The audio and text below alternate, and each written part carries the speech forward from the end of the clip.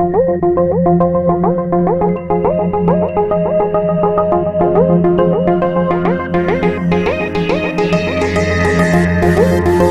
right, I don't know about you guys, but I learned two things in the session.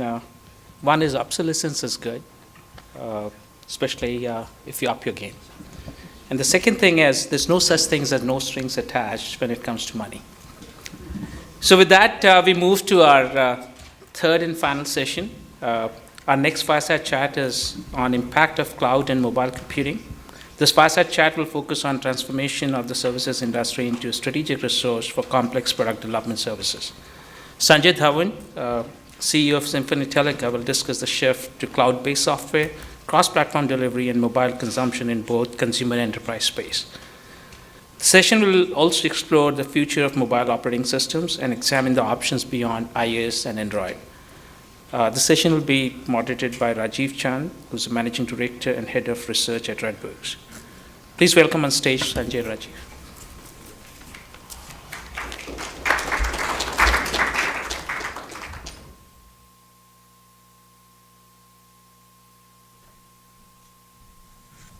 Sanjay, welcome to TiEcon. Thank you. Thank you so much. So, how many folks in the audience know Symphony Teleca? How many folks know or know of Symphony Teleca? A couple. And so I will tell you that, Sanjay, in my research prior to this session, I was surprised. 6,100 employees, 35 offices, largest developer for Android globally. It's the largest developer for Android globally, sitting right here at TiEcon. Give everybody kind of a 1-minute synopsis on Symphony Teleca. Sure. So we're a R&D services company headquartered here in Mountain View, with operations in about 15 plus countries, offices, 35, 40 different locations worldwide.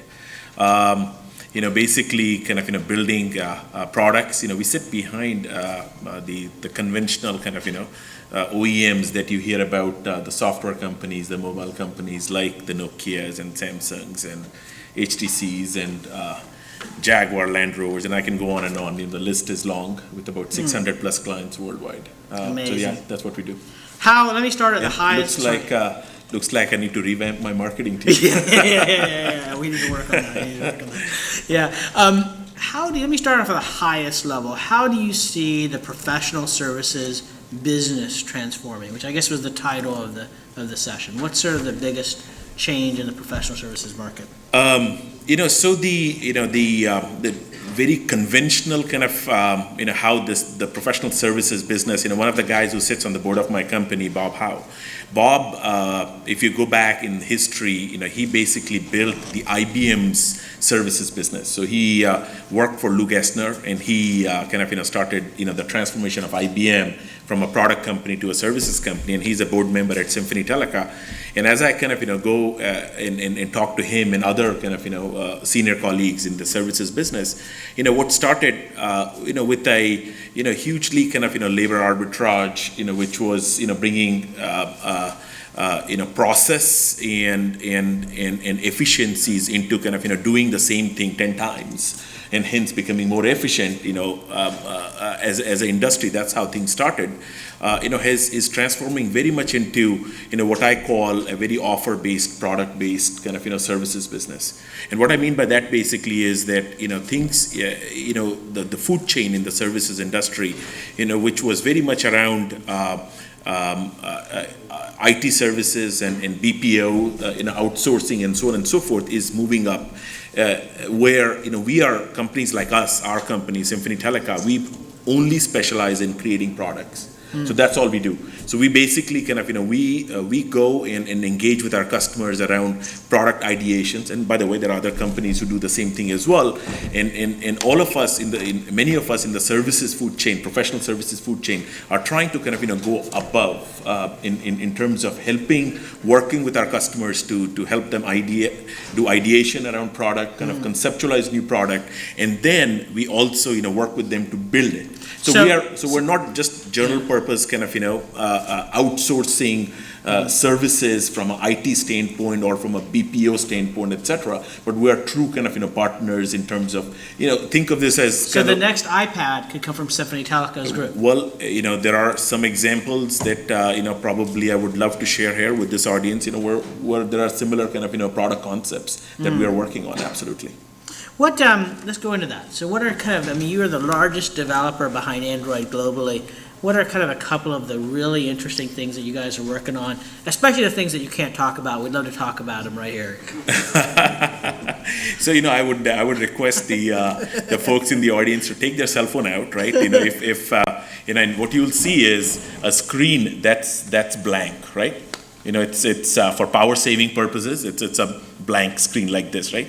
And every time we want to kind of look at a message or look at have we received an SMS or an email or some social message on our Facebook, Twitter accounts and all that stuff, we'll press the on off button and the screen would come on basically and we'll look at the message.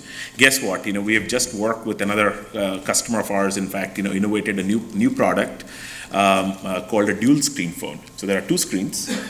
And the reason why the first screen goes blank is because it consumes a high amount of power. So it's really power saving mode, right?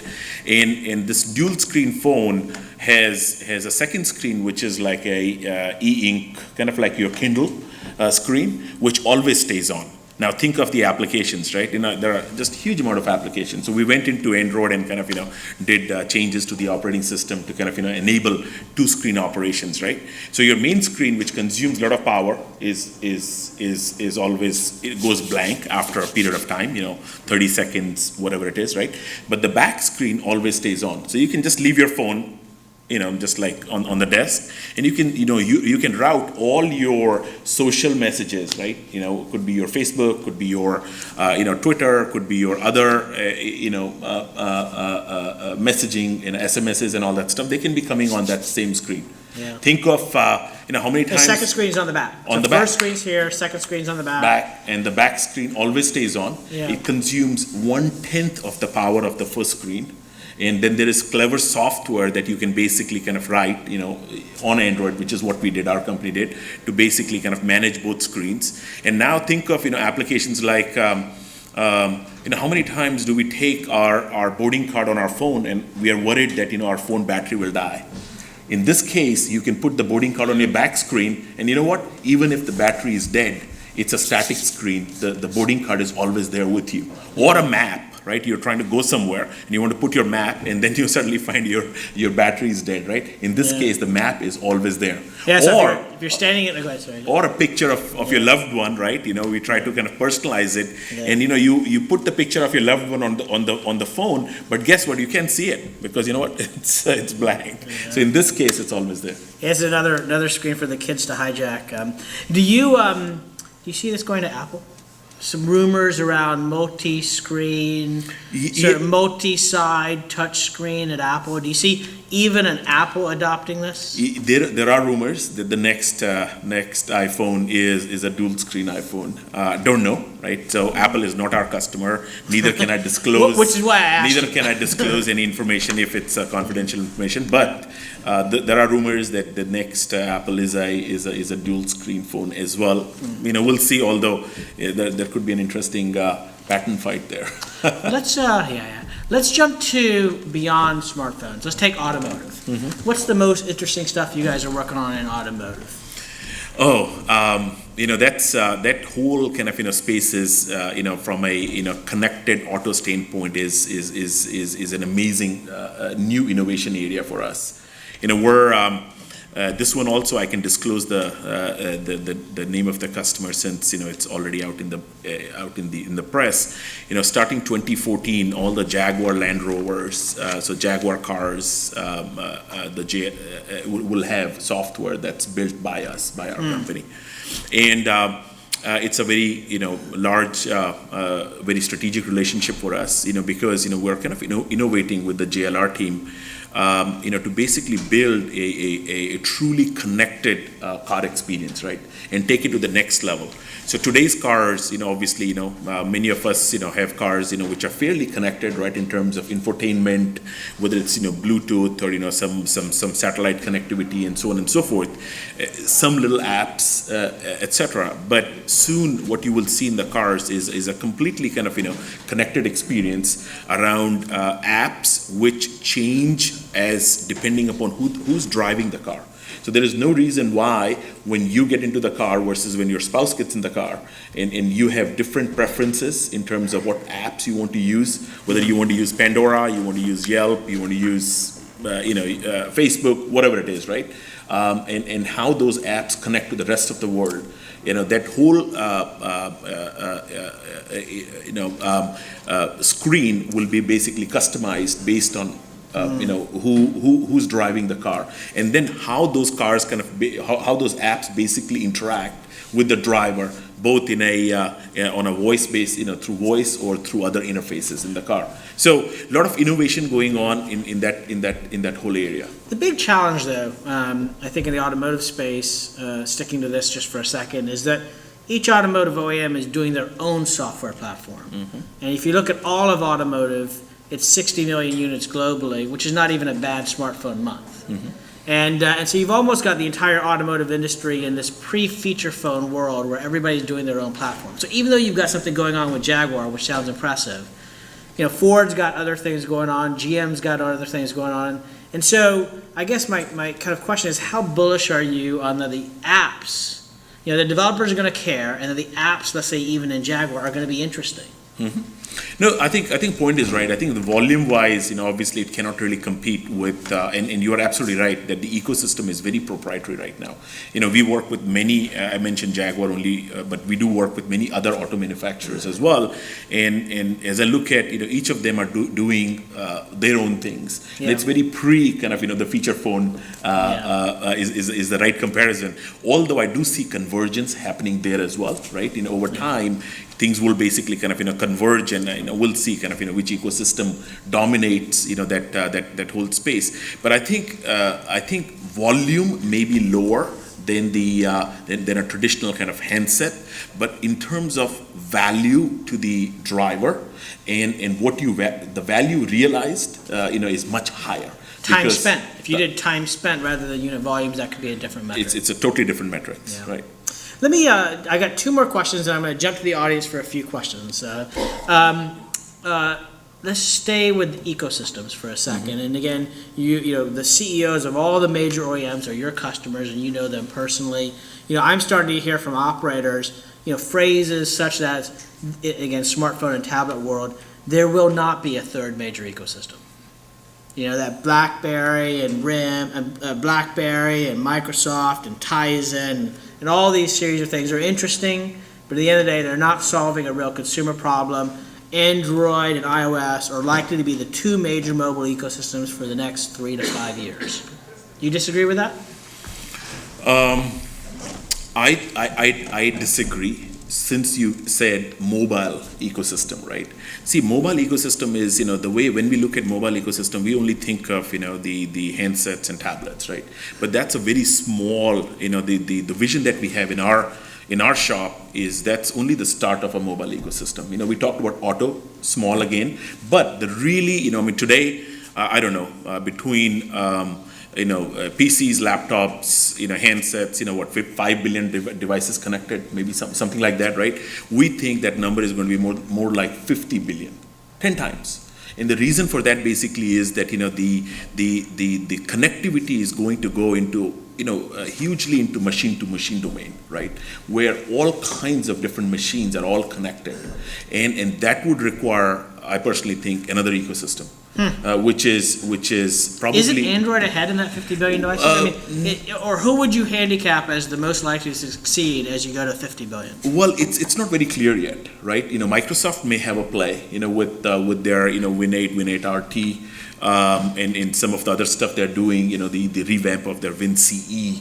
There are other players like, in the market as well, right? Who are playing in the M2M space. But the point I'm making basically is that the M2M space, when you enable connectivity of 50 plus billion devices with all kinds of different form factors, right? Things that which we don't expect to be connected today, but they will be connected tomorrow.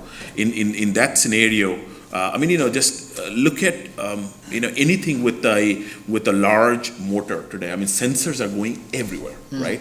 Starting from the aircraft engines to the elevators to everything, and all those sensors are going to be are basically feeding data, which is also feeding things like huge analytics on those data, and mobility connectivity, and that would require one more. At least I think there's room for another ecosystem to build. Maybe Microsoft, maybe somebody else. Time will tell. Yeah, the best example, I think I saw this in the journal. It was a sensor to count the number of times a screw would be spun.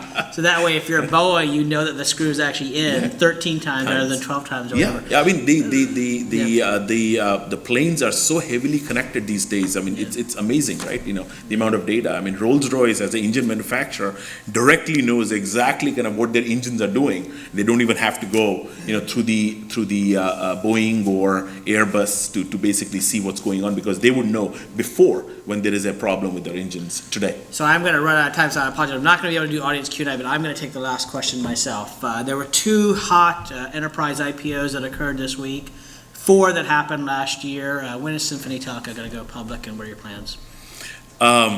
So we have the scale, we have the financials to file for IPO today if we want. But what we have decided in our company is that we'll just wait a little bit more, because in services business there is a premium to be asked for when you cross that $500 million type of a revenue. We're getting there soon. And what we want to do is basically wait for us as a company to reach that scale before we file for IPO. Probably next year. Next year, 2014. Yeah. Everybody, please thank me for the join me in thanking Sanjay Dhawan for the closing keynote here. Thank you very much. Thank you so much. So guys, with that, we close our professional services track here, and thank you again for coming and joining us on our very first professional services breakout. Thanks.